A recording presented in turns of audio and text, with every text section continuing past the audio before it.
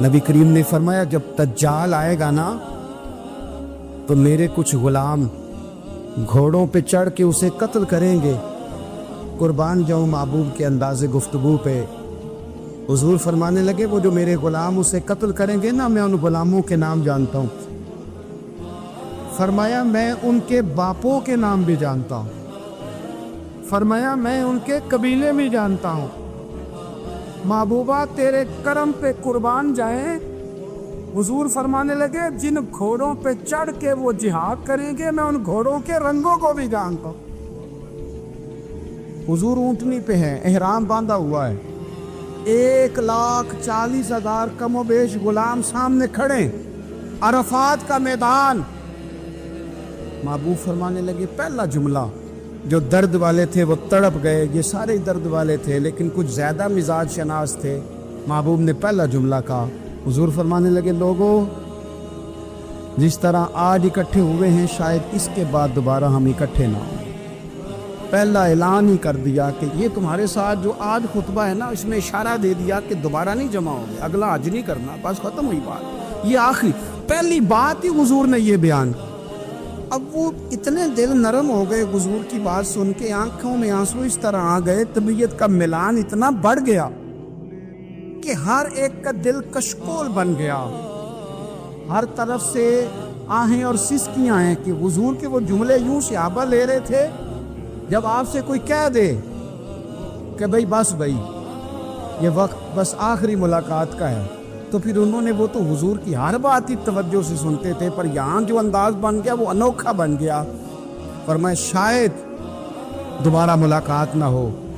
پھر میرے کریم محبوب صلی اللہ تعالی علیہ وسلم نے فرمایا جس طرح تمہارے لیے یہ شہر حرمت والا ہے، مکہ حرمت والا ہے نا، ایک نیکی کرو تو مکے میں 1,00,000 کا ثواب، حرم مکہ میں ایک گناہ کرو تو وہ بھی 1,00,000 لکھا جاتا، حرمت والا ہے، بڑی عزت والا ہے۔ فرمایا جس طرح یہ گھر عزت والا ہے کعبہ، جس طرح یہ شہر عزت والا ہے، فرمایا جس طرح آج کا دن حرمت والا ہے، مسلمانوں میں تمہیں بتا کے جا رہا ہوں، تمہیں سمجھا رہا ہوں، اسی طرح میں نے تم سب پر ایک دوسرے کے مال اور عزت کو حرمت والا کر دیا۔ اور صحابہ کو نا حضور نے پہلے یہ سبق پورا حضور نے پوچھا، یہ بھی ذرا کمال ہے، یہ بخاری مسلم کی حدیث ہے۔ حضور نے صحابہ سے پوچھا 9 ذی الحج ہے، جمعے کا دن ہے، ذی الحج کا مہینہ ہے، سب کو پتہ ہے، دیکھیں نا آپ جمعہ پڑھنے ہیں تو میں آپ سے کہوں کہ آج کون سا دن ہے تو آپ کہیں گے جناب جمعہ ہے، عجیب آدمی ہے جمعہ پڑھا رہے ہو، لیکن جو صحابہ کا انداز ہے وہ اور ہے۔ حضور نے پوچھا آج یہ کون سا مہینہ ہے؟ یہ ادب ہے، یہ مقام ہے، یہ وہ مقام ہے جہاں بہت سارے صرف عقل والے بندے جو ہوتے ہیں نا وہ بیچارے گرتے پڑتے ہیں، کہتے ہیں جی بات آتی ہو تو بتانی چاہیے، یہ کیا بات ہوئی جی بندہ بولے ہی نا، یہ کیا لیکن کچھ لوگ ایسے ہیں جن کا دھارا ادب کچھ اور ہوتا ہے، انہیں ڈھیروں باتیں بھی آتی ہوں تو ہر جگہ بات کرنے کی نہیں ہوتی، سب جگہ کہانیاں سنانے کی نہیں ہوتی۔ حضور نے فرمایا کون سا مہینہ ہے؟ قربان جائیں بھیا کو زبان ہو کے کہنے لگے واللہ و رسولہ عالم، اللہ جانے اللہ کا رسول جانے، سانو تے قید سجن دا گہنا ہے، وہ جنج رکھے ساؤنج رہنا ہے، ہمیں کیا پتا؟ پوچھا کسی نے، لکھا ہے صوفیاء نے، کسی نے پوچھا تمہیں پتہ نہیں، کہنے لگے چپ کر، ہمیں کیا پتا کون سا مہینہ ہے؟ تو حضور نے فرمایا آج تاریخ کون سی ہے؟ میں سب کو پتا تھا نا 9 ذی الحج کو یہ حج ہوتا ہے، کون سی تاریخ ہے؟ کہا اللہ و رسولہ عالم، اللہ جانے اللہ کا رسول جانے۔ قربان جائے حضور نے پوچھا دن کون سا ہے؟ سب کو پتا ہے جمعہ ہے، کہنے لگے واللہ و رسولہ عالم، اللہ جانے اور اللہ کا۔ وہ صحابہ بتا کیوں نہیں رہے؟ پہلے محبت کہتے ہیں، صحابہ کا جواب یہ تھا ہمیں کوئی مہینوں سے غرض ہے، ہمیں کوئی دن سے غرض ہے، ہمیں کوئی تاریخ سے غرض ہے؟ حاجیو آؤ شہنشاہ کا روضہ دیکھو، کعبہ تو دیکھ چکے، کعبے کا بھی کعبہ دیکھو، ہمیں تو محبوب سے غرض ہے۔ مہینہ تھا ذی الحج کا، اگر حضور کہہ دیتے ذی الحج نہیں ذی قعدہ ہے تو ہم نے ذی قعدہ ہی بنا لینا تھا۔ تاریخ تھی 9، اگر حضور فرما دیتے 11 ہیں تو ہم نے 11 ہی بنا لینی تھی. دن تھا جمعے کا, اگر حضور کہتے پیر ہے تو ہمیں کیا لگے, ہمیں تو محبوب کی رضا چاہیے. آپ دیکھیں نا, ایک صحابی کے ہاتھ ذرا لمبے تھے تو حضور نے فرمایا یا ذوالیدین, اور لمبے ہاتھوں والے. ان سے کوئی پوچھتا نام کیا ہے تو کہتے میرا نام ہے 2 ہاتھوں والا. او بھائی میرے بھی 2 ہیں, تو کیوں 2 ہاتھوں والا؟ کہنے لگے یہ نہیں مجھے پتا, مجھے نبی پاک نے کہا 2 ہاتھوں والا. تو ٹھیک ہو گئی جو حضور نے نام رکھ دیا. تو حضور سید عالم نے پوچھا, پھر حضور نے حرمت یاد کرائی, فرمایا یاد رکھو یہ دن بھی بڑی عزت والا ہے, جمعے کا ہے, یہ مہینہ بھی بڑی حرمت والا ہے, ذی الحج کا ہے, یہ تاریخ بھی بڑی حرمت والی ہے. لیکن فرمایا جس طرح اس دن کی, اس شہر کی, اس مہینے کی تم نے عزت کرنی ہے, اسی طرح ایک دوسرے کے مال کا, ایک دوسرے کی عزت کا تم نے پاس کرنا. مسلمان بھائیوں, خدا را حضور کہہ رہے ہیں یار, نبی پاک نے کعبہ کے سامنے کھڑے ہو کے فرمایا بیت اللہ تیری بڑی شان ہے, تیرا بڑا مرتبہ ہے, لیکن فرمایا میرے مومن کی عزت رب کی نظر میں کعبے سے بھی زیادہ ہے. ہم کیسے بیٹھ کے یار, ہم کیسے جرأت کرتے ہیں کسی کی پگڑی کھولنے کی کونے میں بیٹھ کے؟ ہم اپنے گھر بیٹھ کے کسی پر تبصرہ کر گئے, کسی بندہ مومن کی عزت اچھال گئے, بالکل پتہ نہیں تھا بات کا, اور ہم نے کہانی بنا دی پوری کی پوری, داستان سرائی کر گئے. صبح سے شام تک ہماری گپ شپ کا عنوان کیا ہے؟ کسی نہ کسی کا شکوہ, کسی نہ کسی کی شکایت, یہ ہماری گپ شپ ہے. خدا را حضور نے تو خطبہ حجۃ الوداع میں پہلا سبق یہ دیا تھا کہ میرے جانے کے بعد ایک دوسرے کی عزت کرنا, اور اسی خطبے میں ایک جگہ پہ فرمایا یہ نہ ہو کہ میرے جانے کے بعد تم ایک دوسرے کی گردنیں مارنے لگ جاؤ. ایک دوسرے کی عزتوں کا خیال کرنا, پاس کرنا. مسلمانوں, میرے عزیز بھائیوں, بزرگوں, عزتوں کا دفاع شروع کریں. تھوڑی دیر کے لیے اپنی زبان لوگوں کے اوپر تبصرہ کرنے سے کنٹرول میں لائیں. کچھ چیزیں ایسی, میں مختلف شہروں میں جاتا ہوں, جس شہر میں گئے وہاں لوگوں نے یہ کہا جناب یہاں جو مولانا ہے نا, بعض لوگ یہ باتیں بڑی چسکے لے کے سنتے ہیں, یہاں جو مولانا ہے نا وہ کچھ نہیں کرتے, آپ بڑے اچھے ہیں. یہاں جو پیر صاحب ہیں وہ بڑے گڑبڑ ہیں, آپ بڑے اچھے ہیں. تو میں ان سے کہتا ہوں کہ میں اس لیے اچھا ہوں کہ میں تھوڑی دیر کے لیے آیا ہوں, میں نے چلے جانا ہے. اور دوسری بات یہ کہ مجھے آپ جتنا مرضی اچھا کہہ لیں, میں نے رخصت ہو جانا ہے 2-3 گھنٹوں کے بعد. یہاں جس آدمی کا آپ شکوہ کر رہے ہیں نا, آپ اس کو جنازے کے لیے خبر کریں نہ کریں, اسے پتہ چل گیا نا محلے میں جنازہ ہو گیا, تو اسے کوئی کام بھی ہوا تو اس نے کہنا یار نہیں محلے میں فوتگی ہوگی, میں نے جنازہ پڑھانا ہے, اس نے جانا نہیں. تو کمزوریاں تو سب جگہ ہوتی ہیں, لیکن ان کمزوریوں کی وجہ سے آپس میں بغض پیدا کر لیا جائے گا. اور پھر کمال بات ہے نا کہ اپنی ساری کمزوریوں سمیت اپنے آپ سے پیار ہے, اپنے آپ سے محبت ہے, اور دوسرے کی ایک کا پتہ چل جائے تو ہمیں گھن آنے لگ جاتی.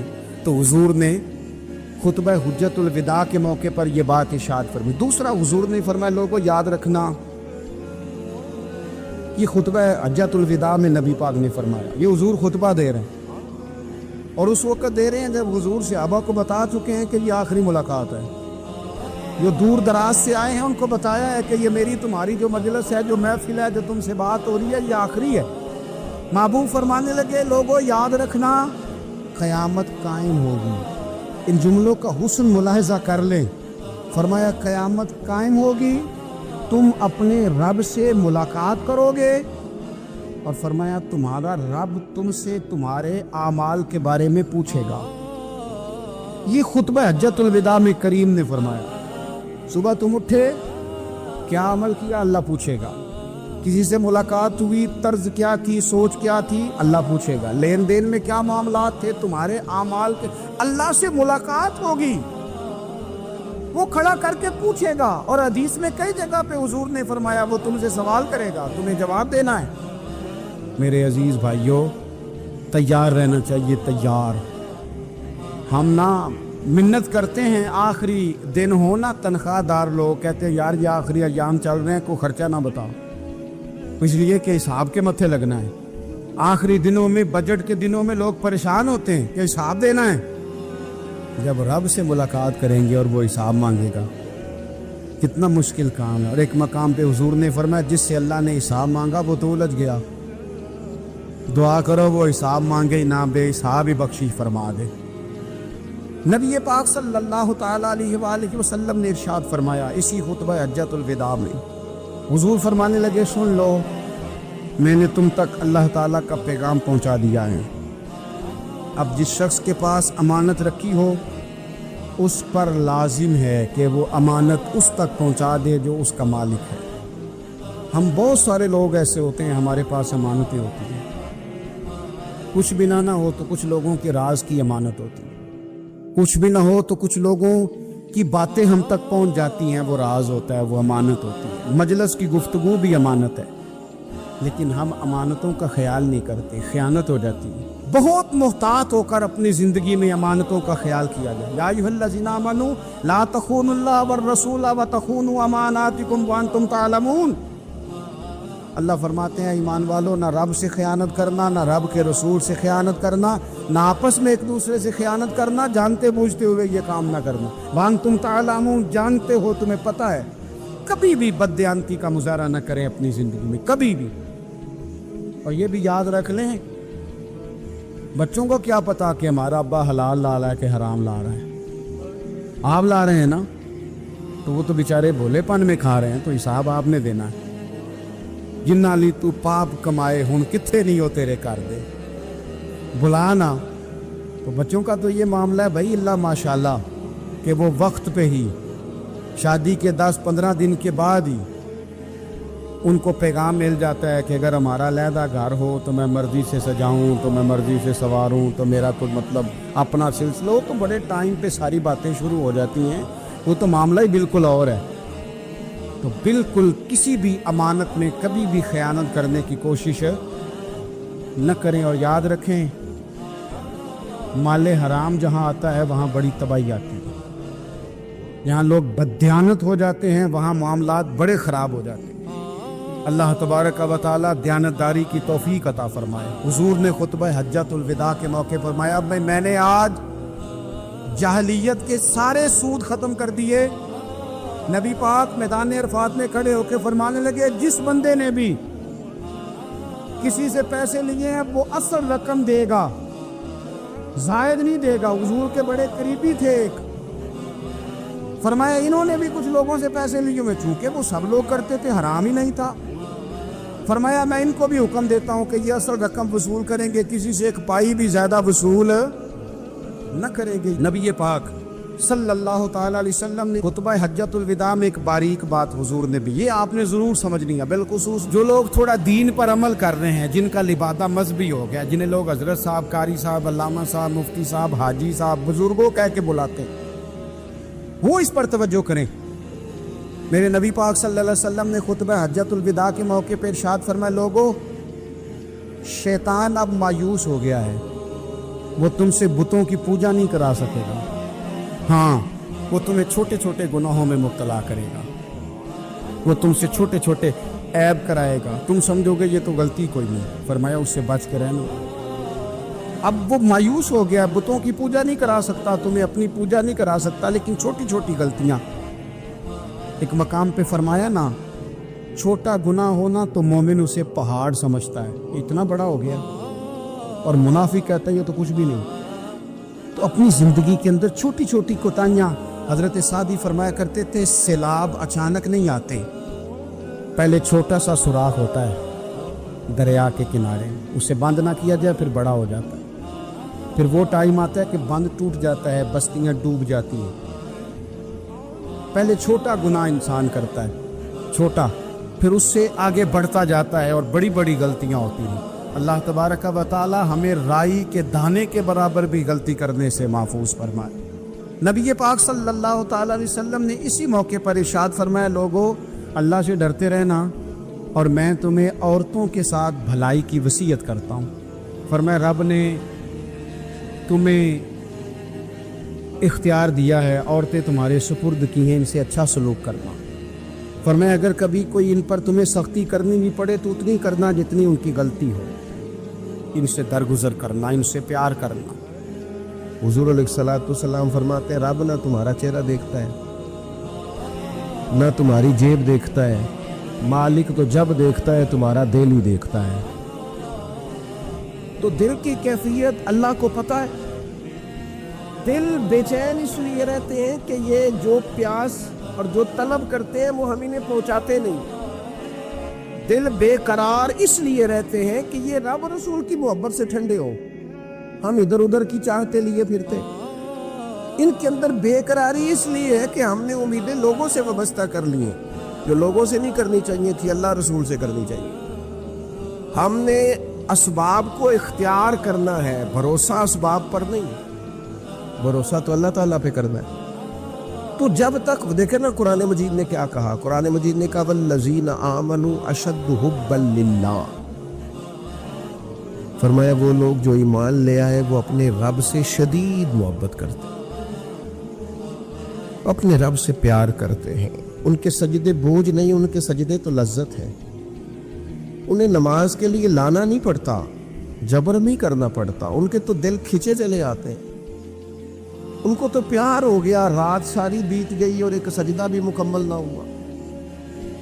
وہ تو مال چونکہ اللہ نے دیا ہے تو راہ خدا میں خرچ کرتے وقت ان کی طبیعت کسی قسم کا تکلف نہیں محسوس کرتی، کوئی بوجھ نہیں محسوس کرتی، چونکہ وہ ہر چیز سے بڑھ کر اللہ رسول سے پیار کرتے ہیں۔ تو یہ چیزیں ان کے سامنے کبھی بھی رکاوٹ نہیں بنتی، اور دل میں سب سے زیادہ محبت اللہ کی، اور جہاں تک تعلق ہے میرے رسول پاک کا، اللہ کریم نے فرمایا النبی اولیٰ بالمؤمنین من انفسہم، فرمایا یہ جو نبی ہے نا یہ تو مومنوں سے ان کی جانوں سے بھی زیادہ قریب ہے۔ تو ہر وقت دل کی دھڑکنوں میں، روح کی ٹھنڈک میں، قلب میں، دل میں، روح میں، ذہن میں جو چیز ہر وقت سمائی ہے نا مومنوں کے، وہ رسول پاک کی ذات ہے۔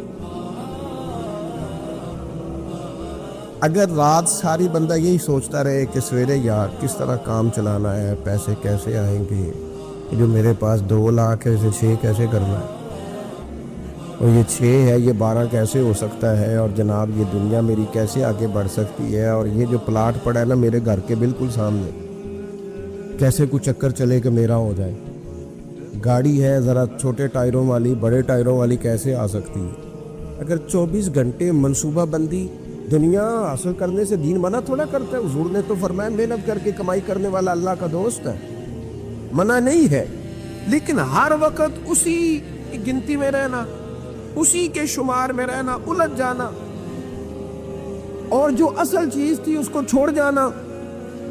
ہم نا نیکی کرتے ہیں، مومن ہوتے ہیں، لیکن اس کی لذت نہیں پاتے۔ یعنی اگر نماز پڑھ کے بھی بندہ قرار نہ حاصل کرے، اگر وہ خیرات کر کے بھی اس کی ٹھنڈک نہ محسوس کرے، مسجد آ کے محفل کرا کے محفل میں بیٹھ کے پھر بھی اس سے کوئی روحانیت نہ پا سکے، اس نے 20 علماء سنے، اس نے درجنوں خطباء سنے، اس نے ساری زندگی گزار دی، لیکن اس کے دل کی کیفیت ہی نہ بدلی، وہ لذت خاص ہی اسے نصیب نہ ہو، تو پھر اسے سوچنا چاہیے نا کہ دل میں نا اللہ تعالیٰ نے نا ہر چیز 2 بنائی ہے، ہونٹ 2، آنکھیں 2، کان 2، ہاتھ 2، پیر، دل اللہ نے ایک ہی بنایا۔ یہ نہیں ہو سکتا کہ چلو ایک طرف مجھے رکھ لو ایک طرف کسی اور کو رکھ لو، دل ہی ایک بنایا ہے۔ وہ کہتا ہے بس دل ایک ہے تو رب رسول ہی رہیں گے، اس میں ادھر ادھر کی چاہتے نہ لے آنا، جب تک دل کے اندر پوری طور پر اللہ رسول کی، بخاری مسلم میں حدیث ہے، نبی پاک علیہ الصلوۃ والسلام نے فرمایا اگر تم چاہتے ہو نا تمہیں ایمان کی لذت نصیب ہو، آپ زیادہ غور کریں میری بات پر، ایک ہے کھانا، ایک ہے مزیدار کھانا، ایک ہے مومن ہونا اور ایک ہے مومن ہونے کا مزہ آنا، لذت نصیب ہونا کہ میں صاحب ایمان ہوں۔ فرمایا اگر تم چاہتے ہو کہ تمہیں ایمان کی لذت نصیب ہو، یہ حدیث آپ نے بولنی نہیں، بخاری مسلم میں، اگر چاہتے ہو کہ ایمان کی لذت نصیب ہو تو 3 کام کرو۔ یا رسول اللہ صلی اللہ تعالی علیہ وسلم کون کون سے؟ حضور فرمانے لگے پہلا کام یہ کرو کہ ہر چیز سے بڑھ کر اللہ رسول سے محبت کرو. لیکن یہ نیرا نعرہ نہیں لگانا، یہ غور کرنا ہے، پیسوں پر اچھی طرح غور کر کے سوچ لینا ہے کہ پیسے زیادہ پیارے ہیں کہ اللہ رسول. یہ غور کر لینا. یہ جو جھوٹی نا کے بت بنائے ہوئے نا، میری عزت، میری برادری، میری افسری، میرا قبیلہ، میری کرسی، یہ غور کر لینا ہے کہ کرسیاں زیادہ پیاری ہیں، اقتدار زیادہ پیارا ہے کہ اللہ رسول. ایک طرف رسول اللہ کی شریعت اور ایک طرف تیری برادری کے رسم و رواج. لیکن شادی والے دن رسم و رواج جیت گئے. کدھر گئی تیری محبت رسول؟ وہ صرف محفل والے دن تھی، ربیع الاول شریف میں تھی. ہم تو دیندار سمجھتے ہی اس کو ہیں جس کے گھر میں شادی ہو تو پتہ چلتا ہے کتنا دیندار ہے. محفل میں تو سارے دیندار ہوتے ہیں. یہ تو پتہ ہی تب چلتا ہے جب کسی کا انتقال ہو جائے یا گھر میں کوئی خوشی آئے کہ اب یہ کتنا دیندار ہے. اب پتہ چلے گا. مسجد میں تو سارے دیندار ہیں. فرمایا گر چاہتے ہو کہ لذت ایمان نصیب ہو تو ہر چیز سے بڑھ کر اللہ رسول سے پیار کرو. اور دوسرا فرمایا جس سے بھی پیار کرو نا اللہ رسول کی رضا کے لیے کرو. شکریہ کا تکلف بھی چھوڑ دو. وہ میرا احسان مانے گا یہ بھی چھوڑ دو، میری تعریف کرے گا یہ بھی چھوڑ دو.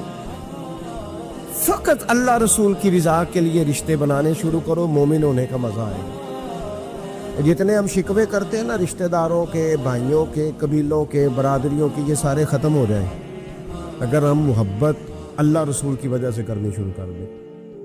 اگر بنیاد اللہ رسول کی رضا ہو تو ہماری طبیعتوں میں کسی کے لیے نفرت پیدا نہ ہو، بے ادبی پیدا نہ ہو، کوئی ایسا ماحول نہ ہے. کیوں کہ ہم ڈائریکٹ پیار ہی نہیں کرتے. ہم جس سے بھی پیار کرتے ہیں درمیان میں رب رسول کو رب کے کرتے ہیں.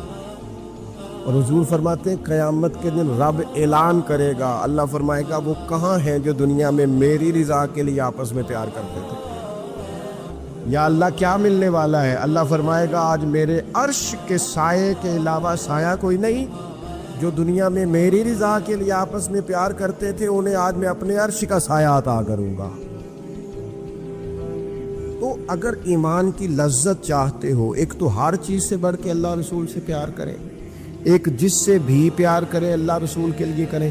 اور دوسرا فرمایا مومن ہونے کے بعد، کلمہ نصیب ہونے کے بعد، ایماندار ہونے کے بعد کفر کی طرف جانا اتنا ناپسند کریں، اتنا ناپسند کریں اتنا کوئی آگ میں جانا ناپسند کرتا ہے. اتنا ناپسند کریں. اگر یہ ذہن بن گیا پھر لذت نصیب. میں آپ سے عرض کروں میرے عزیزوں، ہم نا تھکی تھکی سی زندگی گزارتے ہیں، بور سا وقت گزارتے ہیں، الجھے ذہن رہتے ہیں، بکھری سوچے رہتے ہیں، ٹوٹے خیالات، پختگی نہیں باتوں میں، مضبوط نہیں افکار. کسی نے مشورہ دیا تو 10 منٹ کچھ اور سوچ لیا، اگلے سے بات کی تو پھر پچھلے کی بات ختم ہو گئی. اپنی زندگی میں مضبوطی نہیں. اور خدا کے بندو، ہمیں تو ایک سادہ سا اسلوب دے دیا گیا ہے کہ تم ہر چیز سے بڑھ کے رسول پاک سے محبت کرو. تو جب پوری طرح وہ محبت نصیب ہو جائے گی، جب پوری طرح وہ چاہت مل جائے گی، جب پوری طرح وہ خلوص نصیب ہو گیا، للہیت مل گئی، اللہ رسول کی بارگاہ نصیب ہو گئی، آپ یقین کریں حضور کی محبت بندے کو پکا کر دیتی ہے، اس کی سوچوں کو مضبوط کر دیتی ہے، اس کے اندر استقامت لاتی ہے. رسول اللہ کی محبت انسان طاقتور ہو جاتا ہے. میں تقریر نہیں کر رہا، جذبات کا اظہار کر رہا ہوں. میں آپ سے داد نہیں چاہتا، میں آپ کی ذہن سازی چاہتا ہوں. آپ بھلے میری بات پر کوئی سبحان اللہ ماشاءاللہ نہ کہیں، لیکن میرے درد دل کو سمجھے میں کیا کہنا چاہتا ہوں. دوستو، حضور کی محبت مضبوط کرتی ہے، مضبوط طاقتور کر دیتی ہے. نہ سمجھ آئے تو سیدنا بلال سے پوچھ کے دیکھو، مار پڑتی جاتی ہے، محبت طاقتور ہوتی جاتی ہے، تانے ملتے جاتے ہیں، محبت مضبوط ہوتی جاتی ہے. نہ سمجھ آئے تو سیدنا سلمان فارسی سے پوچھو. سالوں بیت گئے، ڈھونڈتے، تلاش کرتے، آتے حضور کی بارگاہ میں حاضری دیتے، غلامی کرتے، کہاں سے چلے کہاں پہنچے. اگر نہ سمجھ آئے تو حضرت خبیب سے پوچھو، نہ سمجھ آئے تو بدر میں جا کے شہید ہونے والوں سے پوچھو جی محبت کتنا طاقتور کرتی ہے۔ حضرت انس بن نضر سے پوچھو میدان احد میں کہ یہ محبت افکار کو زندہ کرتی ہے، روح کو تازہ کرتی ہے۔ بندہ نہ زیادہ باتوں سے ویسے ہی بچ جاتا ہے، ایک شے ہی صرف یاد کرنی پڑتی ہے، ایک شے ہی، علم و بس کریو یار اے ہوئی حرف تینوں درکار۔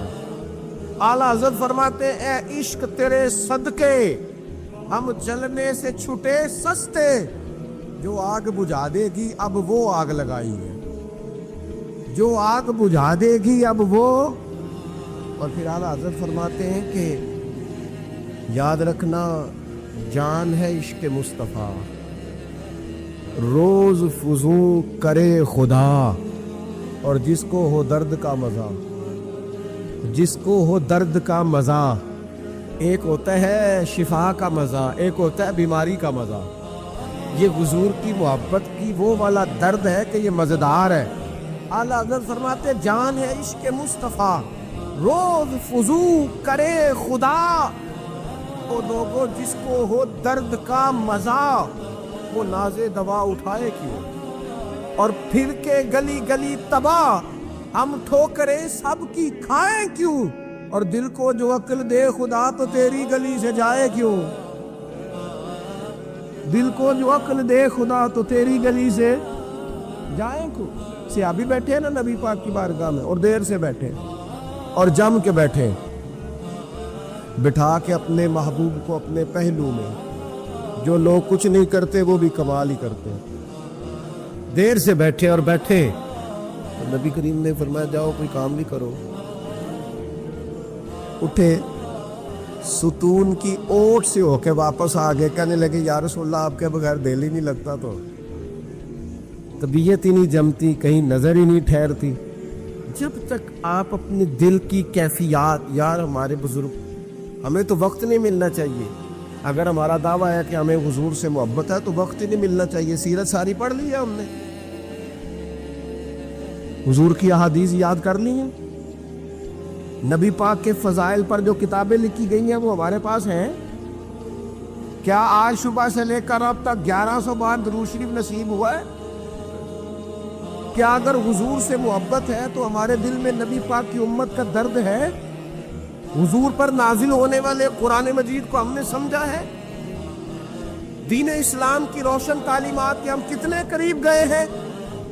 فارغ وقت آپ کیا جی میں آج کل بور ہوتا ہوں تو بھئی آپ کتاب خریدیں حضور کی سیرت پر، پڑھیں شاہ عبدالحق محدث دہلوی نے کیا لکھا ہے، پڑھیں حضور کے فضائل کمالات، پڑھیں شفا شریف قاضی اعجاز کیا لکھتے ہیں۔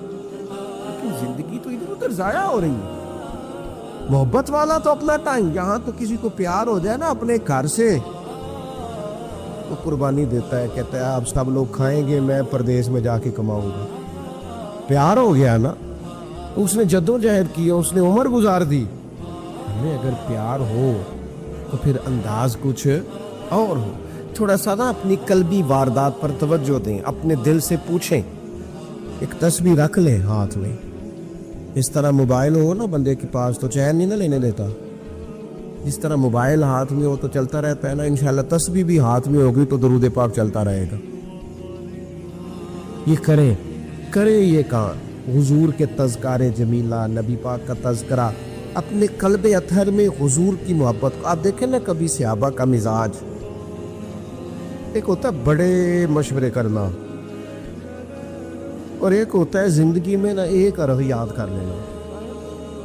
صحابہ نے نا ایک سبق یاد کیا تھا کہ جو حضور کہہ دیں گے نا، یہ بڑا مختصر، بڑا جامع، بڑا مزیدار اور سارے پہلوؤں کو اکٹھا کرنے والا سبق ہے۔ جو کریم کہہ دیں گے نا، لمبی چوڑی دوڑ ہی نہیں، جو حضور فرما دیں گے۔ حضرت صدیق اکبر سے پوچھا آپ کو پسند کیا ہے؟ کہنے لگے حضور آپ کو دیکھتے رہنا، میرا دل کرتا ہے میری بیٹی گھر میں خدمت کرے، حضور میرا دل کرتا ہے اللہ مجھے مال دیتا رہے، میں آپ کے قدموں پہ قربان کرتا رہوں۔ سانوں تے قید سجن دا گہنا ہے، وہ جینجے رکھے ایسا اونج رہنا ہے۔ ہم نے نہ طے کر لیا ہے، ہم نے ادھر ادھر ایک مختصر سا سبق یاد کر لیا۔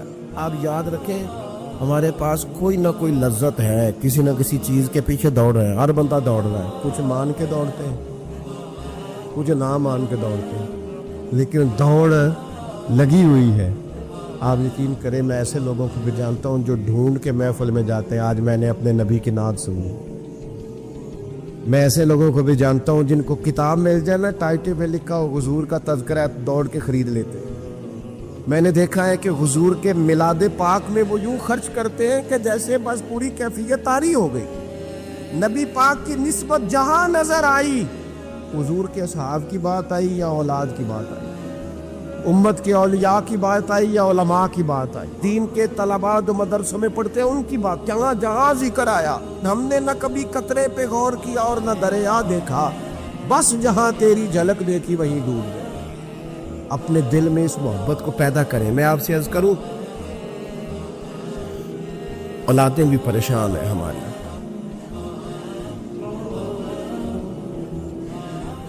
ہم نے بچوں کو پیسے دیے، ٹائم نہیں دیا، ہم نے بچوں کو گھر دیا ہے، خاندانی ماحول نہیں دیا۔ اب شکوہ صرف بچے سے نہیں کہ وہ موبائل پہ ہے، ابا بھی تو موبائل پہ ہی ہے نا، وہ بھی تو نہیں نا چھوڑ رہا۔ بچے جو چھوٹے موٹے سوالات اپنے ماں باپ سے پوچھتے تھے تو ایک خاندانی روایات، ان کا حسن منتقل ہوتا تھا، وہ اب رخصت ہو رہا ہے۔ بچے اپنے گھروں میں، آپ کو پتہ ہے کہ صحابہ کی اولادیں کیوں جان قربان کرتی تھی نبی پاک پہ؟ انہوں نے گھر میں جو دیکھا تھا نا اپنے ماں باپ کو کرتے، تو وہ تیار تھے، ایک سے ایک بڑھ کر تھا۔ حضرت عمر بن جموح جنگ میں آئے تو چاروں بیٹوں سمیت آئے، اولادیں ساتھ آئیں ان کی، کیوں؟ انہوں نے اپنے بچوں کو وقت دیا، ٹائم دیا، ان کی تربیت کی۔ دیکھیں، ایک ہے میں تقریر کروں، تقریر سے بھی بچے سیکھیں گے، ایک ہے کہ جو ان کا باپ کرتا ہے۔ میں اکثر ایک مثال دیتا ہوں، میں کہتا ہوں کہ کئی دفعہ گھر میں نا اماں کہتی پتر چپ کر جا، تیرا ابا آج کل پریشان ہے، ناراض ہو جائے گا، چپ کر، ابھی بات نہ کرنا، کاروباری ٹینشن چل رہی، ہوتا ہے کہ نہیں؟ پتر آج نہ بات کرنا، آج تیرے ابا جی کا موڈ نہیں ٹھیک ہوتا ہے نا۔ تو کبھی کبھی یوں بھی ہونا کہ ابا بستر میں رو پڑے، تو پتر اٹھ کے جا کے پوچھے اماں جی خیر ہے، تو اماں بھی رو پڑے، اماں بتاؤ تو صحیح ہوا کیا؟ آپ تو اماں کے پتر تمہارے باپ کو نا حضور کا مدینہ یاد آ رہا ہے۔ آپ یقین کریں یہ رنگ اولاد پہ وہ رنگ چڑھائے گا، یہ انداز وہ انداز سکھائے گا۔ ابا پیسوں کے لیے تو روز روتا ہے، زمینوں جائیدادوں کے لیے روتا ہے، میرا کاروبار نہیں چلتا، روتا ہے۔ کاش یہ کبھی حضور کی محبت میں روئے، یہ کبھی اس درد سے تڑپے، کبھی اس کی وہ کیفیت بنے۔ تو بچے کو کہنا نہیں پڑے گا، اپنوں کے تو آنسو دیکھ کے بندے کے آنسو آ جاتے ہیں۔ حضرت ذوالقرنین رضی اللہ تعالیٰ عنہ، اللہ تعالیٰ نے انہیں زمین میں اقتدار دیا تھا۔ 4 لوگ دنیا میں ایسے ہو چکے ہیں جنہیں اللہ تبارک و تعالیٰ نے پوری دنیا میں اقتدار دیا، ایک وقت میں پوری دنیا کا ایک ہی بادشاہ۔ 2 مسلمان تھے، 2 کافر۔ مسلمانوں میں حضرت سلیمان علیہ السلام اور جناب ذوالقرنین علیہ السلام، اور کافروں میں بخت نصر اور نمرود۔ یہ 2 لوگ ہیں جنہیں اللہ نے پوری دنیا میں اقتدار دیا، اور پھر اس کے بعد آنے والے وقت میں اللہ تعالیٰ امام مہدی کو سارا اقتدار عطا فرمائے گا پوری دنیا کا۔ حضرت ذوالقرنین کے بارے میں 2 روایات ہیں، ایک تو یہ ہے کہ وہ نبی تھے اور ایک یہ ہے کہ نہیں وہ ولی تھے، لیکن مجھے حضرت مولا علی شیر خدا رضی اللہ تعالیٰ عنہ کا قول ملا ہے جس میں آپ نے فرمایا ہے کہ نہیں وہ نبی نہیں تھے، تو اس لیے میرا نظریہ یہی ہے کہ وہ اللہ کے ایک نیک بندے تھے۔ اللہ نے انہیں پوری زمین میں اقتدار دیا، وہ ایک مہم پہ نکلے، ان کا ارادہ بنا کہ میں ذرا دنیا کا چکر لگاؤں، تو انہوں نے سفر شروع کیا کہ میں دیکھوں ذرا سورج غروب کہاں ہوتا ہے۔ تو فرماتے میں پہنچا، بڑا گیا، لیکن میں اس مقام تک پہنچ گیا جہاں سورج غروب ہوتا ہے، تو پھر میں نے دیکھا کہ ایک سیاہ کنواں ہے جس کے اندر جا کے وہ چھپ گیا ہے، لیکن رب کریم کی اس حقیقت تک میں پہنچ سکا نہیں۔ پھر آپ فرماتے ہیں کہ میں آگے نکلا تو مجھے ایک قوم کے بارے میں بتلایا گیا جو بڑی خونخوار قوم تھی، بڑی خونخوار، اس کو یاجوج اور ماجوج کہا جاتا ہے۔ یہ قوم اتنی خونخوار تھی کہ یہ درندوں کو بھی کھا جایا کرتے تھے، اتنے لمبے چوڑے ان کے قد تھے، اتنے زیادہ طاقتور تھے کہ سانپ اور بچھو بھی کھا جاتے تھے۔ یہ نکلا کرتے تھے سبزے کے دنوں میں تو ساری کھیتیاں اجاڑ جاتے تھے، ہر چیز تباہ کر جاتے تھے، حتیٰ کہ انسانوں تک کو کھا جاتے تھے۔ تو حضرت ذوالقرنین جب وہاں پہنچے، اللہ تبارک و تعالیٰ نے انہیں ان مظلوم لوگوں کا مددگار بنایا جن پر یاجوج اور ماجوج کی قوم ظلم کرتی تھی۔ انہوں نے آپ سے کہا کہ حضور مہربانی فرمائیں، اس قوم سے تو ہماری جان چھڑائیں۔ آپ نے فرمایا تم میری مدد کرو۔ انہوں نے کہا حضور کس طرح؟ فرمایا بس جسمانی طور پر میری مدد کرو۔ تو آپ نے پھر وہاں ایک دیوار بنائی، لوہا کاٹ کر، سیسا پگھلا کر، پتھر ڈال کر ایک بڑی موٹی تازی دیوار بنائی، اور اتنی اونچی بنائی، اور پھر اس کے چاروں جانب آگ جلائی تاکہ وہ لوہا اس طرح پگھل جائے کہ وہ دیواروں کے ساتھ چپک جائے، تاکہ کوئی آدمی پیر رکھنا چاہے تو پیر رکھ کے اس پہ چڑھ نہ سکے۔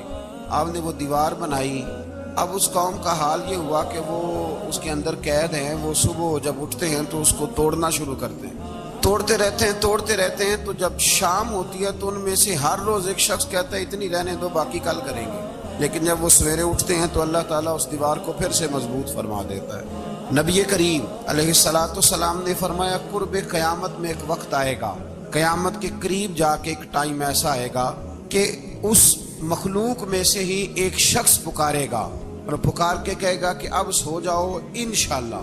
اللہ ان کی زبان پہ جاری کہے گا اب سو جاؤ اور سویرے انشاءاللہ یہیں سے شروع کریں گے۔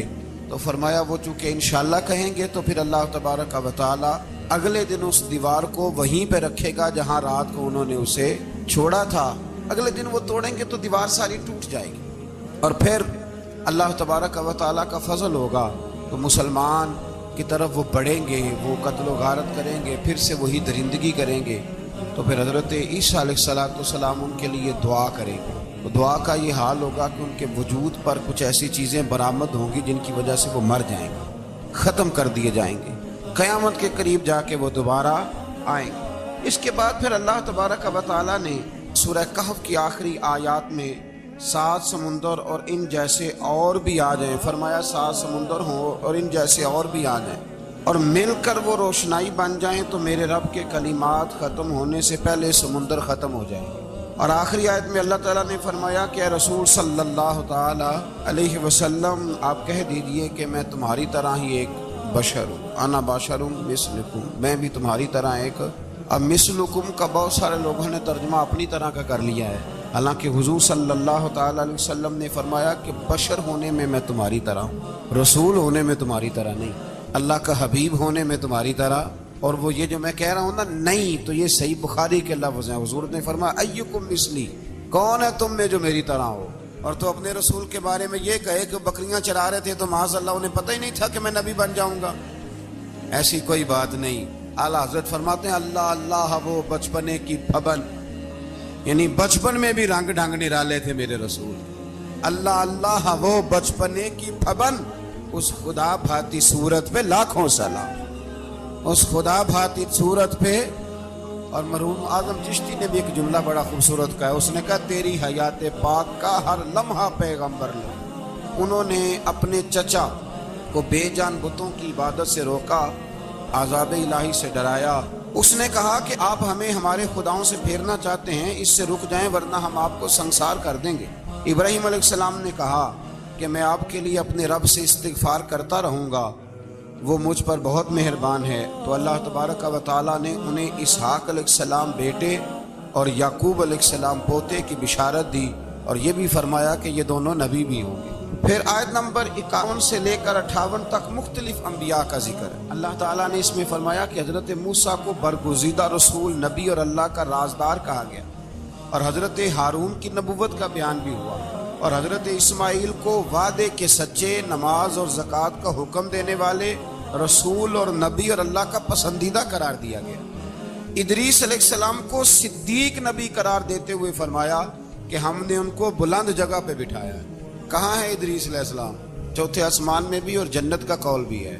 2 روایتیں ان کے بارے میں ملتی ہیں، ایک تو یہ ہے کہ وہ حضرت ملک الموت سے ایک دفعہ کہنے لگے تو میرا یار نہیں بن جاتا؟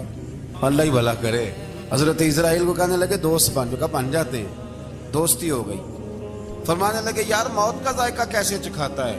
کہنے لگا میں آپ کو چکھا دیتا ہوں۔ آپ کو موت کا ذائقہ چکھایا اور دوبارہ پھر روح ڈال دی، آپ اٹھ کے بیٹھ گئے۔ کہنے لگے دوزخ تو دکھا، نے وہ بھی دکھا دی۔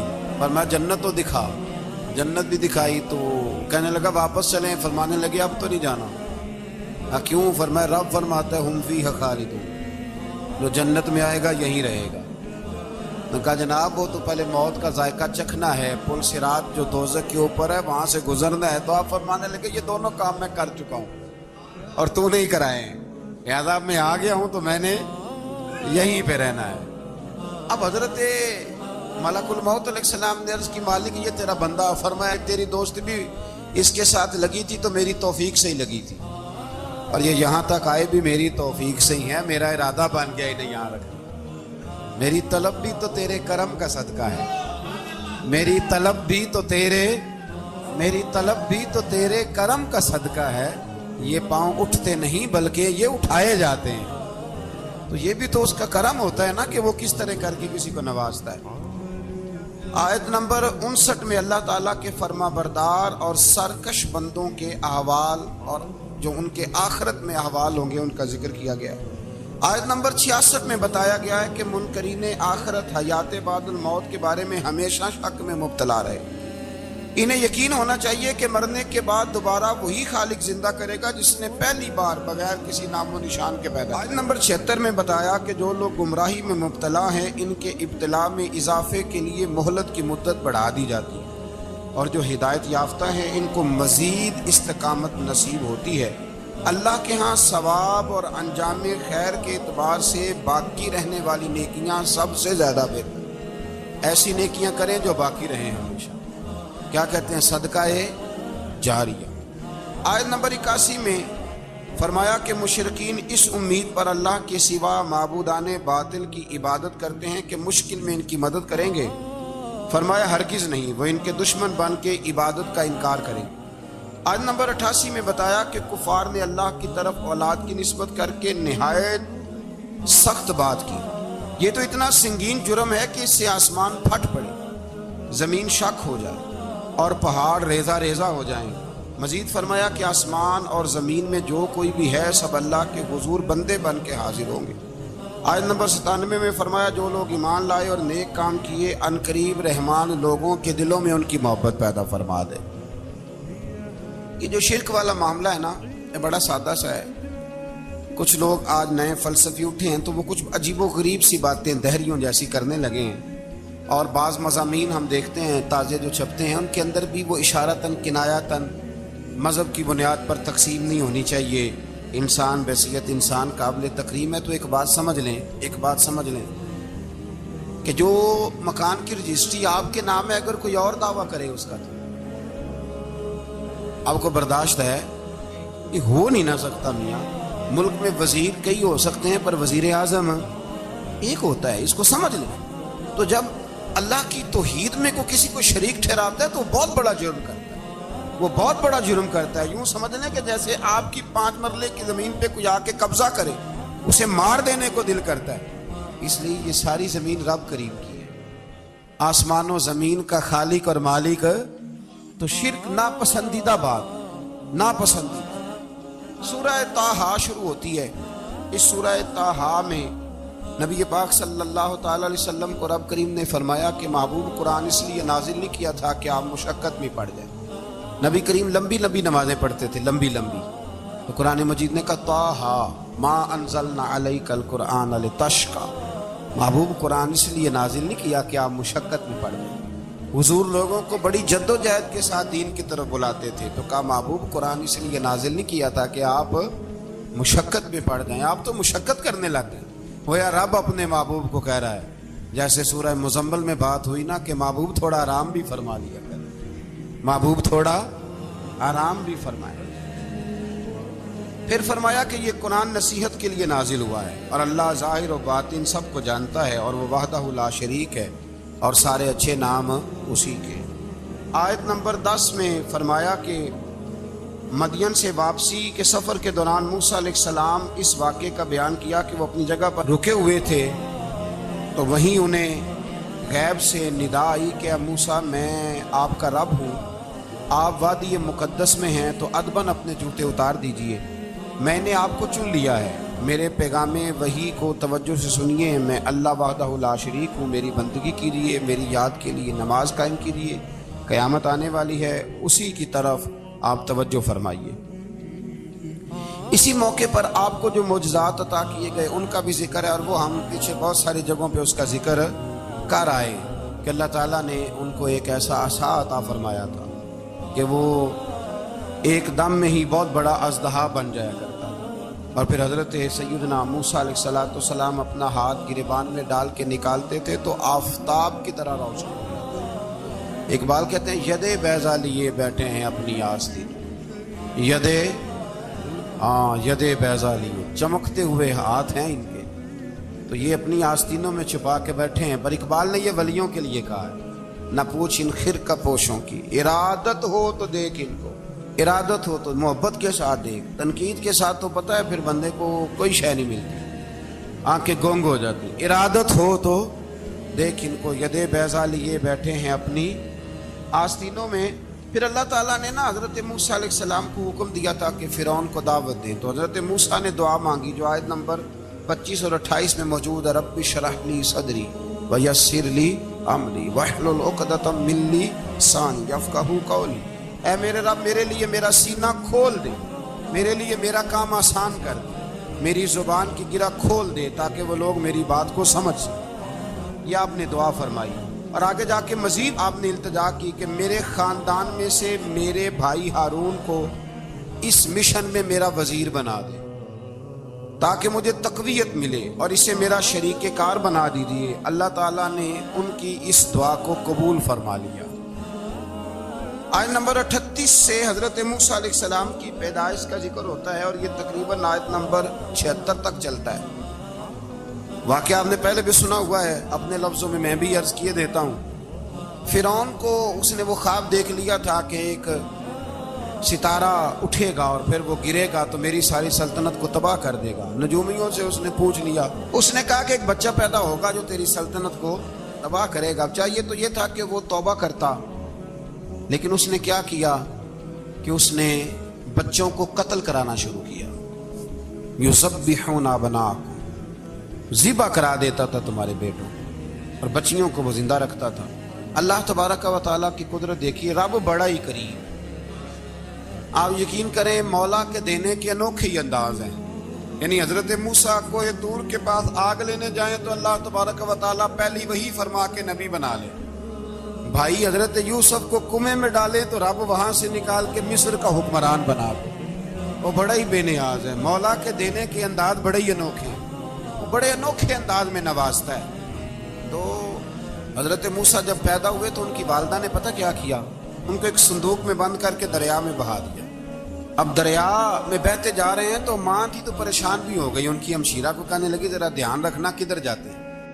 हज़रत मूसा अलैहिस्सलाम दरिया में बहते बहते ना फ़िरौन ने ना दरिया के किनारे मकान बनाया हुआ था। आपको पता है बादशाहों का ज़ौक़ होता है। आजकल हमारे जो हुक्मरान हैं उन्होंने उसका नाम फार्म हाउस रखा हुआ है, मेरा फार्म हाउस, और पुराने ज़माने में लोग डेरा कहते थे। तो उसने भी इस तरह का फार्म हाउस बनाया हुआ था। वहाँ पे हज़रत मूसा अलैहिस्सलाम तैरते हुए ताबूत के अंदर, संदूक के अंदर जा रहे हैं। फ़िरौन और उनकी बीवी हज़रत आसिया बे औलाद थी, बड़ी तड़प थी बेटे की, वो भी वहाँ खड़ी थी। संदूक तैरता हुआ आया तो फ़िरौन ने कहा कि जाओ पकड़ के लाओ, देखो क्या है। जब वो लेके आए ना तो आपकी हमशीरा जो निगरानी कर रही थी परेशान हो गई कि ये तो उसके हाथ लग गए, ये तो अब मार डालेगा। लेकिन जब खूबसूरत और चमकता हुआ बच्चा देखा तो बीबी आसिया कहने लगी ये बनी इसराइल का है ही नहीं, ये तो पता नहीं कहाँ से बहता हुआ यहाँ आ गया है, तू ऐसे ही छोड़, ये पता नहीं कहाँ से, यार रख ना ले। तो हज़रत मूसा अलैहिस्सलाम वो कहने लगा नहीं उन्हीं के हैं, मूसा अलैहिस्सलाम उसी के हैं। तो आसिया कहने लगी तेरे तो सर पे ना बस भूत ही सवार हो गया, हर वक्त वही लोग तुझे याद रहते, ये पता नहीं कहाँ से बह के आया। अब रख लिया, मान गया फ़िरौन। आप फ़िरौन के घर में जो इसलिए बच्चे मरवा रहा था कि मेरी सल्तनत हज़रत मूसा पैदा ना हो जाए, तो उसी के घर में परवरिश पाने लगे, उसी के घर में। अब औरतें मंगाई गई दूध पिलाने के लिए। तो हज़रत मूसा अलैहिस्सलाम کسی بیوی کا دودھ نہیں پیتے تو آپ کی ہمشیرہ نہ وہیں دائیں بائیں گھومتی رہتی. تو کہنے لگی جناب آسیہ سے کہ میں ایک بیوی کو جانتی ہوں بڑی صاف ستھری ہے, مجھے امید ہے یہ بچہ اس کا دودھ پیے گا. تو فرعون کہنے لگا دوڑ کے لا. تو وہ اپنی والدہ کو لے کے آئیں تو حضرت موسیٰ نے فوراً دودھ پینا شروع کر دیا. فرعون کو پھر تھوڑا شک ہوا. ایک روایت یوں بھی لکھی ہے بعض لوگوں نے کہ فرعون ایک دن اٹھایا ہوا تھا حضرت موسیٰ کی ابھی تھوڑی سی عمر تھی, تو آپ نے اس کی داڑھی پکڑ کے تو ایک گھونسا دے مارا. جلالی تو شروع سے ہے نا. تو کہنے لگا آسیہ تو مان نہ مان یہ بچہ وہی ہے. تو حضرت بی بی آسیہ کہنے لگی کہ تجھے غلط فہمی ہے, یہ وہ نہیں ہے. اس نے کہا دیکھو نا یہ تو اٹھاتی ہے تو پیار کرتا ہے, اور میرے جب قریب آتا ہے تو اس کے لب و لہجے میں تلخی محسوس کرتا ہوں. اس نے کہا بچوں کو کیا پتا. خیر ایک طرف اس نے کھانے پینے کی چیزیں رکھ دی, ایک طرف انگارے رکھ دیے. وہ بھی حضرت آسیہ کہتی ہیں کہ تجھے سمجھ آئے بچے بچے ہوتے ہیں. حضرت موسیٰ بچے تو تھے پر تھے تو اللہ کے نبی نے, اللہ کے نبی تھے. جب اس نے کہا نا یہ بچے ہیں تو حضرت موسیٰ علیہ السلام بجائے انگاروں کی طرف جانے کے نبی تھے وہ سیدھے کھانے پینے والی چیزوں کی طرف بڑھنے لگے. پھر ان کہنے لگا آپ بتا. اللہ تعالیٰ نے حضرت جبریل کو بھیجا. انہوں نے کہا ادھر نہیں جانا آپ ادھر جائیے. تو آپ آگ کی طرف گئے اور ایک کوئلہ اٹھا کے زبان پہ رکھ دیا. آسیہ کہنے لگی سمجھ آئی بچے کو کیا پتا کدھر جانا ہے کدھر نہیں جانا. اگر وہ اتنا ہی خیال ہوتا وہی بچہ ہوتا تو آگ. اور بعض مفسرین نے لکھا ہے یہ جو حضرت موسیٰ دعا مانگتے تھے نا رب اشرح لی صدری ویسر لی امری, یہ وہ آگ کا انگارہ جب کوئلہ منہ میں رکھا تھا نا تو اس کی وجہ سے زبان میں کچھ لکنت آ گئی. تو آپ دعا کرتے تھے کہ یا اللہ میری زبان کی وہ بند گرا کھول دے تاکہ میں کھل کے فرعون کے سامنے بات کر سکوں. وہیں حضرت موسیٰ پلنے لگے, وہیں پلے, وہیں جوان ہوئے, وہیں اللہ نے ساری دولتیں دی. بہن بھی ملی, ماں بھی ملی, اور سارے عزیزوں کا پیار بھی ملا. اسی گھر کے اندر اللہ نے پرورش کر کے فرعون کے ظلم سے بنی اسرائیل کو نجات عطا فرمائی. آج نمبر 77 سے موسیٰ علیہ السلام کو حکم ہوا کہ راتوں رات بنی اسرائیل کو لے کے نکل جائیں. انہیں اللہ کی طرف سے یقین دلایا گیا کہ ان کے لیے سمندر میں خشک راستہ نکال لیا جائے گا. فرعون نے ان کا تعاقب کیا اور سمندر میں غرق کر دیے گئے. اس مقام پر اللہ تعالیٰ نے بنی اسرائیل پر اپنے احسانات کا ایک بار پھر ذکر فرمایا. حضرت سعد بن ابی وقاص رضی اللہ تعالیٰ عنہ بھی ایک دن جہاد کے لیے نکلے تو رستے میں سمندر آ گیا. حضرت موسیٰ کی قوم کو نا سمندر نے رستہ دیا تھا. تو جناب سعد بن ابی وقاص سمندر کے کنارے کھڑے ہو کے اب وہ لوگ پوچھنے لگے حضور کیا کرنا ہے. فرمایا کرنا کیا ہے ابھی دیکھیں کیا ہوتا ہے. تو فرمانے لگے وہ سمندر و دریا اگر تو حضرت موسیٰ کی نافرمان قوم کو رستہ دیتا ہے تو ہم تو رسول اللہ کے فرما بردار غلام ہیں, ہمیں بھی رستہ دے. تو 12 رستے بن گئے دریا میں سے. جناب سعد بن ابی وقاص لشکر لے کے گزر گئے. باہر گئے تو ایک دفعہ پھر صحابہ کو یقین دلایا. فرمایا کسی کی کوئی چیز تو نہیں رہ گئی دریا میں. دشت تو دشت ہیں دریا بھی نہ چھوڑے ہم, بحر ظلمات میں دوڑا دیے. اب میں کیا کروں. علامہ اقبال نے ہر جگہ کلام لکھا ہے, ہر جگہ. آپ کو پتہ نا ایک صاحب مجھے بھی سمجھا رہے تھے, میں نے جمعے میں بھی وضاحت کی. کہنے لگے آپ اقبال کی بڑی تعریفیں کرتے ہیں. میں نے کہا مجبوری ہے, وہ کام ہی تعریفوں والے کرتے ہیں تو ہو جاتی ہیں, کیا کیا جائے. آمدام برسر مطلب. تو حضرت سعد بن ابی وقاص نے پوچھا کچھ رہ تو نہیں گیا.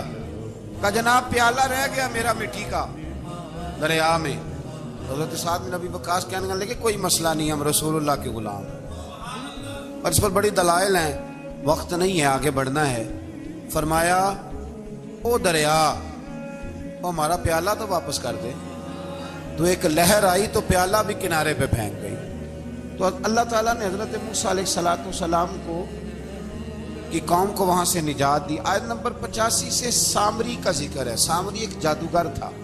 جب حضرت موسیٰ علیہ السلام تشریف لے گئے نا کوہ طور پہ تو اس نے سونے کا ایک بچڑا بنا دیا تھا اور اس کے منہ میں ایسی تاریں اس نے لگائی تھی کہ جب ہوا چلتی تھی تو وہ تاریں بجتی تھی.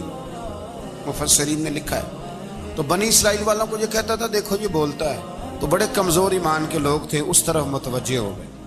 حضرت موسیٰ علیہ السلام واپس آئے تو انہوں نے پوچھا کہ یہ ماجرا کیا ہے. اس نے کہا کہ میں نے نا حضرت جبریل علیہ السلام کا گھوڑا جب چل رہا تھا تو ان کے پاؤں سے جو مٹی لگ رہی تھی وہ مٹی میں نے تھوڑی اٹھا لی تھی اور وہ میں نے اس کے منہ میں رکھی ہے, جس کی وجہ سے اس کے منہ سے آواز ہے. وہ مٹی کب اٹھائی تھی وہ بھی لکھا ہے. مفسرین نے کہ حضرت موسیٰ علیہ السلام نے جب کہا نا بنی اسرائیل والوں کو کہ گھوڑے ڈالو اندر، حالانکہ رستے بن بھی گئے تھے، پھر بھی کہنے لگے ایسا نہ ہو کہ اندر جائیں تو پانی پھر آ جائے، تو یہ جاتے نہیں تھے، ڈرتے تھے، کمزور ایمان کے لوگ تھے نا۔ اصل مسئلہ نا اندر کا ہے، آپ یقین کریں یہ بڑی باکمال بات ہے۔ میں تو اس نتیجے پہ پہنچا ہوں تھوڑی سی زندگی گزار کے کہ یقین اگر مضبوط ہو نا تو انسان کی زندگی کا ہر کٹھن رستہ آسان ہو جاتا ہے، لیکن جن لوگوں کے اندر مسائل بہت زیادہ ہوتے ہیں ان کے لیے بیرونی کوئی کام کرنا بھی بڑا ہی مشکل ہوتا ہے۔ تو یہ لوگ کہنے لگے کیسے اندر جائیں گے تو پھر نہ پانی مل جائے، تو حضرت جبریل امین آئے گھوڑی پہ بیٹھے ہوئے، انہوں نے آگے آگے گھوڑی دوڑائی، تو آگے گھوڑی دوڑی تو ان کے گھوڑے خود بخود پیچھے دوڑ پڑے۔ حضرت سیدنا جبریل کی گھوڑی جہاں پیر رکھتی تھی وہاں سے سبزہ اگتا تھا، سامری جادوگر تھا، حیرت انگیز چیزوں کو جمع کر لیتا، اس نے وہ جمع کر کے رکھ لی اور بچڑا بنا دیا۔ تو حضرت موسیٰ علیہ السلام نے جب اس سے پوچھا تو اس نے یہ بات بتائی اور کہنے لگا یہ تدبیر مجھے میرے نفس نے سجائی تھی۔ حضرت موسیٰ نے اس سے کہا تو یہاں سے چلا جا، زندگی میں تیرے لیے وحشت کی سزا ہے اور تیری سزا کا وقت آخرت میں مقرر ہے۔ وحشت کا بھی عذاب ہوتا ہے کچھ لوگوں کو وحشت کا عذاب یہ ہوتا ہے، یعنی انسان ہر وقت خوف زدہ رہے۔ آیات بتاتی ہیں کہ اس پر کون سا عذاب ہے، اس پر ایک وحشت طاری ہے۔ اللہ سے دعا مانگیں اللہ تبارک و تعالی ان ساری آزمائشوں سے ہمیں محفوظ فرمائے۔ اسی تسلسل میں پھر قیامت اور سور پھونکے جانے کا ذکر ہے۔ آیت نمبر 105 سے فرمایا کہ لوگ آپ سے پہاڑوں کے متعلق سوال کرتے ہیں، آپ ان سے کہہ دیجئے میرا رب انہیں ریزہ ریزہ کر دے گا اور پوری زمین ہموار میدان کی طرح ہو جائے گی۔ آیت نمبر 109 میں قیامت کی ہولناکیوں کا ذکر ہوا اور فرمایا آج اللہ کی بارگاہ میں کسی کو مجال شفاعت نہیں ہوگی سوائے اس کے جسے وہ اذن شفاعت عطا کرے اور جس کے قول سے وہ راضی ہو۔ آیت نمبر 110 سے اکھڑی گردنوں کے حی و قیوم کے سامنے جھکنے، ظالموں کے نامراد ہونے اور مومنین صالحین کے کامیاب ہونے کا ذکر ہے۔ آیت نمبر 114 میں علم میں اضافے کی تعلیم کے لیے دعا ارشاد فرمائی گئی ہے جو بڑی معروف ہے، رب زدنی علما۔ آیت نمبر 115 سے اس بات کا ذکر ہے کہ آدم علیہ السلام جو جنت میں درخت کے قریب چلے گئے تو یہ ان کی بھول اور اجتہادی خطا تھی، اللہ نے خود وضاحت فرما دی، اور انہوں نے قصداً اللہ کے حکم کی نافرمانی نہیں کی۔ آدم علیہ السلام کو جنت میں داخل کر کے بتایا کہ یہاں نہ بھوک لاحق ہوگی، نہ بے لباسی ہوگی، نہ پیاس لگے گی، نہ ہی دھوپ کی تپش محسوس ہوگی، اور یہ کہ آپ اپنے دشمن شیطان کی چالوں سے بچے رہیں گے۔ اس مقام پر قرآن نے اس موضوع کو پھر بیان کیا کہ شیطان نے وسوسہ ڈالا اور مخلص اور ہمدرد کا روپ دھار کر ان کو بہکایا، انہوں نے ممنوع درخت سے کھا لیا سو ان کے ستر کھل گئے اور جنت کے پتوں سے اپنے ستر کو ڈھانپنے لگے، پھر اللہ نے ان کی توبہ قبول کی اور جنت سے زمین پر بھیج دیا۔ آیت نمبر 124 سے اللہ تعالیٰ نے فرمایا جو ہماری یاد سے غافل رہے گا ہم اس کے لیے معیشت تنگ کر دیں گے، وَمَنْ أَعْرَضَ عَنْ ذِكْرِي فَإِنَّ لَهُ مَعِيشَةً ضَنْكًا، جو ہماری یاد سے غافل ہوگا اس کے لیے زندگی اس پر اللہ تبارک و تعالیٰ ہر وقت اپنی یاد کی توفیق عطا فرمائے۔ آیت نمبر 130 سے اللہ تعالیٰ نے ارشاد فرمایا ان کی باتوں پر صبر کیجیے، سورج کے طلوع اور غروب ہونے سے پہلے اپنے رب کی حمد کے ساتھ تسبیح پڑھتے رہیے اور رات کے بعض اوقات میں اور دن کے حصوں میں بھی تسبیح پڑھتے رہیے تاکہ آپ کا رب راضی ہو جائے اور آپ بھی راضی ہو جائیں۔ مزید فرمایا کہ اپنے اہل خانہ کو نماز کا حکم دیں اور خود بھی نماز پر قائم رہیں، اور نیک انجام صرف تقوی پر کاربند لوگوں کے لیے۔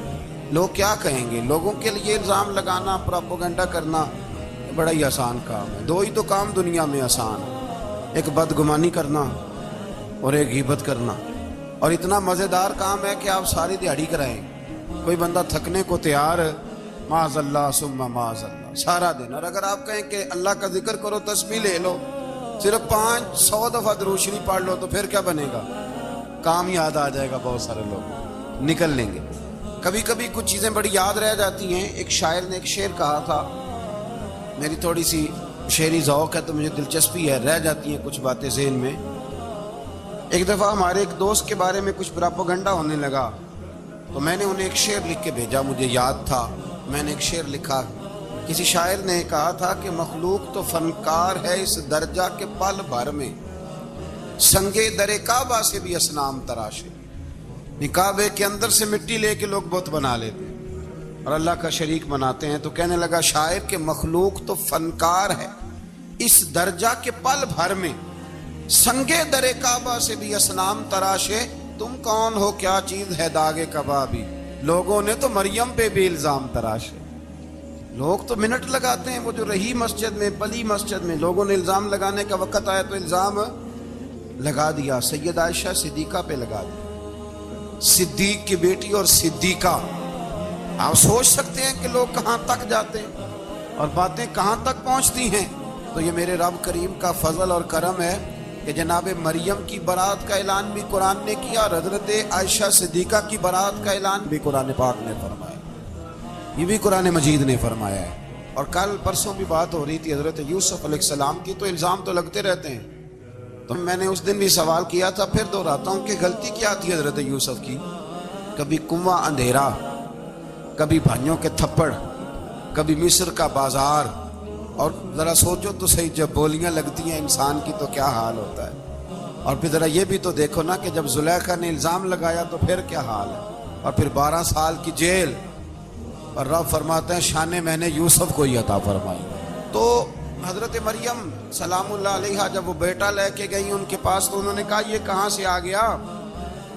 آپ فرمانے لگی میں نے تو چپ کر روزہ رکھا ہوا ہے، اسی سے پوچھ لو یہ کہاں سے آیا ہے، یہی بتائے گا۔ پنگوڑے میں تھے حضرت عیسیٰ علیہ السلام، پنگوڑے میں۔ تو قرآن مجید کہتا ہے کہنے لگے قال انی عبد اللہ، حضرت عیسیٰ بولے اور بول کے کہنے لگے میں اللہ کا بندہ ہوں، اور آتانی الکتاب، خالی نہیں آیا، کتاب ساتھ لے کے آیا ہوں، وجعلنی نبیا، اور اس نے مجھے نبی بنا کے بھیجا ہے۔ تو حضرت عیسیٰ علیہ السلام پنگوڑے میں ہیں تو کلام فرما رہے ہیں، اپنے نبی ہونے کا اعلان فرما رہے ہیں۔ اب اس بندے کے قریب جا کے اس سے سوال کرنے کو دل نہیں کرتا جو نبی پاک کے بارے میں کہتا ہے 40 سال کے بعد نبی بنے۔ یہاں پنگوڑے میں حضرت عیسیٰ کلام کریں، پنگوڑے میں، اور وہ پنگوڑے میں کہے میں نبی ہوں، اور تو اپنے رسول کے بارے میں یہ کہے کہ بکریاں چرا رہے تھے تو معاذ اللہ انہیں پتہ ہی نہیں تھا کہ میں نبی بن جاؤں گا۔ ایسی کوئی بات نہیں۔ اعلیٰ حضرت فرماتے ہیں اللہ اللہ وہ بچپنے کی پھبن، یعنی بچپن میں بھی رنگ ڈھنگ نرالے تھے میرے رسول۔ اللہ اللہ وہ بچپنے کی پھبن، اس خدا بھاتی صورت پہ لاکھوں سلام، اس خدا بھاتی صورت پہ۔ اور مرحوم اعظم چشتی نے بھی ایک جملہ بڑا خوبصورت کہا ہے، اس نے کہا تیری حیات پاک کا ہر لمحہ پیغمبر لے۔